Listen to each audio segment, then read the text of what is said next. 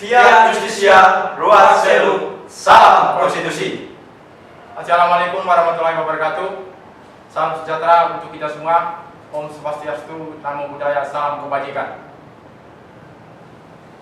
Dewan Hakim yang terhormat, perkenalkan kami dari Fakultas Hukum Universitas Kejuruan Malang, dan saya Marvinus Ventura selaku pembicara pertama, dan sebelah kanan saya ada Kini Gainau selaku pembicara kedua, dan sebelah kiri saya ada Abdul Fiferu selaku pembicara ketiga. Dewan Hakim yang terhormat, perkenalan kami untuk memaparkan hasil karya ilmiah kami yang berjudul Omnibus Law Rancangan Undang-Undang Cipta Kerja sebagai pertentangan Konstitusi Indonesia dengan standing position sebagai tim kontra.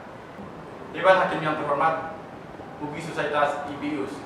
Kalau kita bicara terkait dengan konsep dasar terkait dengan Omnibus Law, itu artinya kita harus memahami secara historis ataupun secara etimologis.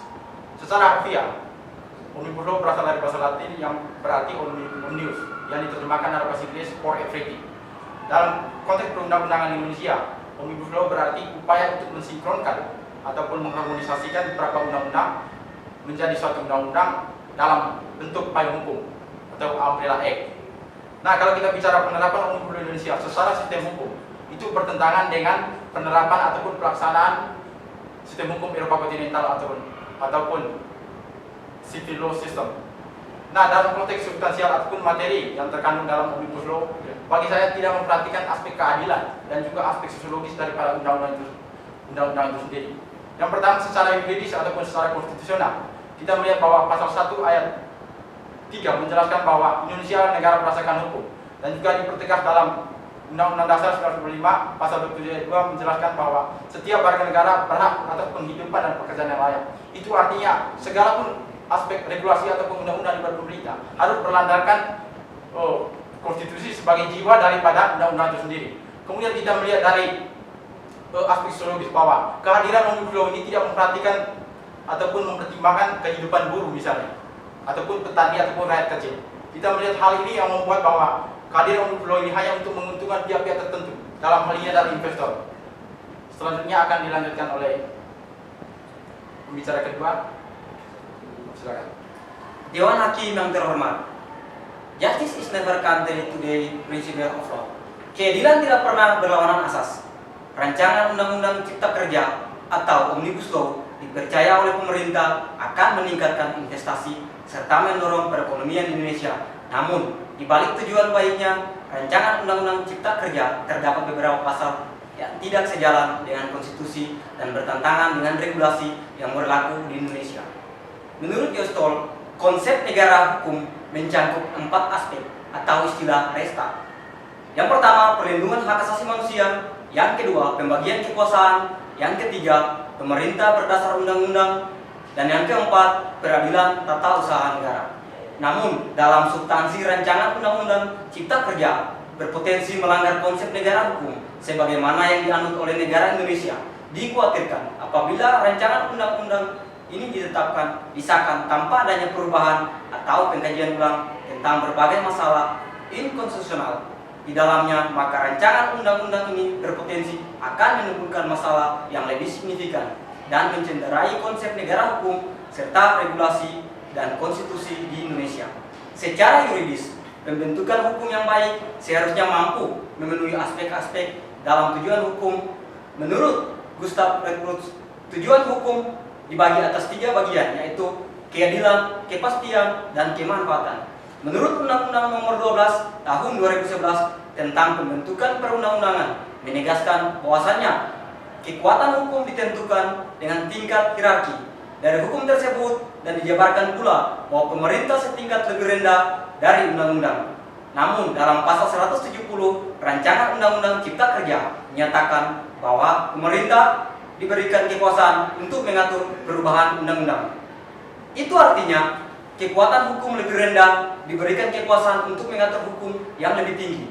Ketentuan ini bertentangan dengan asas lex superior delegat legi inferior, di mana hukum lebih tinggi mengesampingkan hukum yang lebih rendah.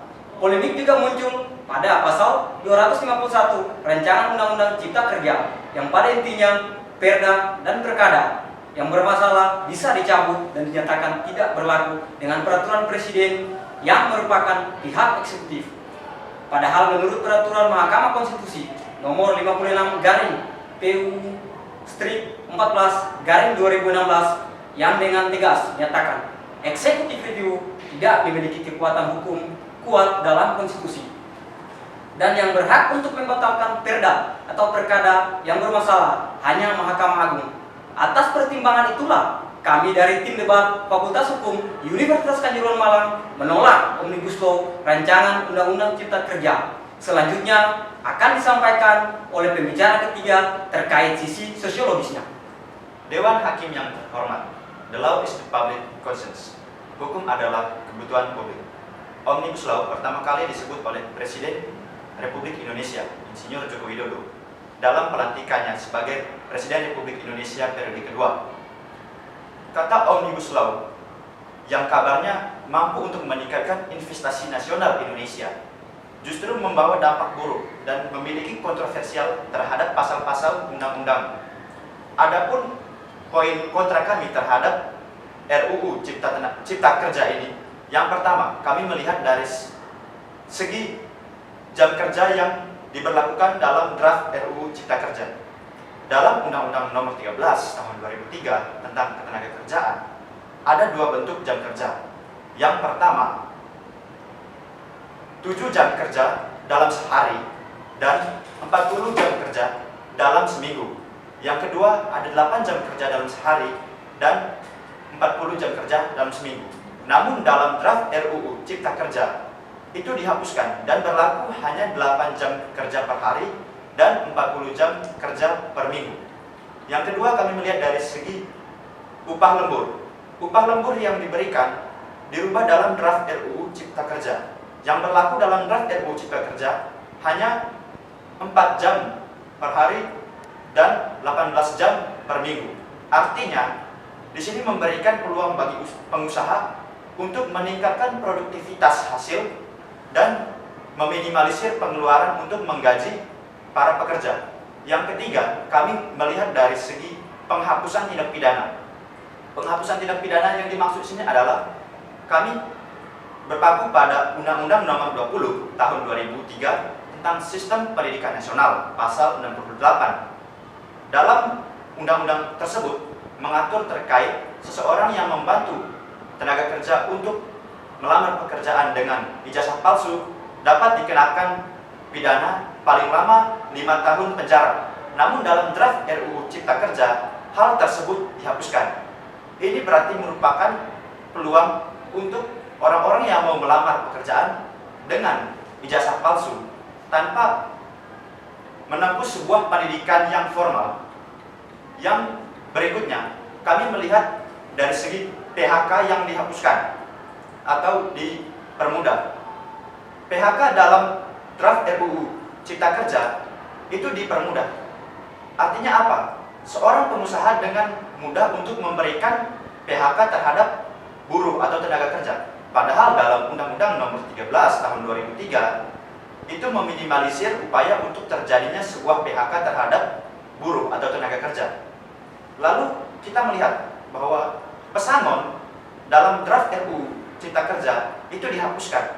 Berarti buruh atau tenaga kerja tidak memiliki tunjangan.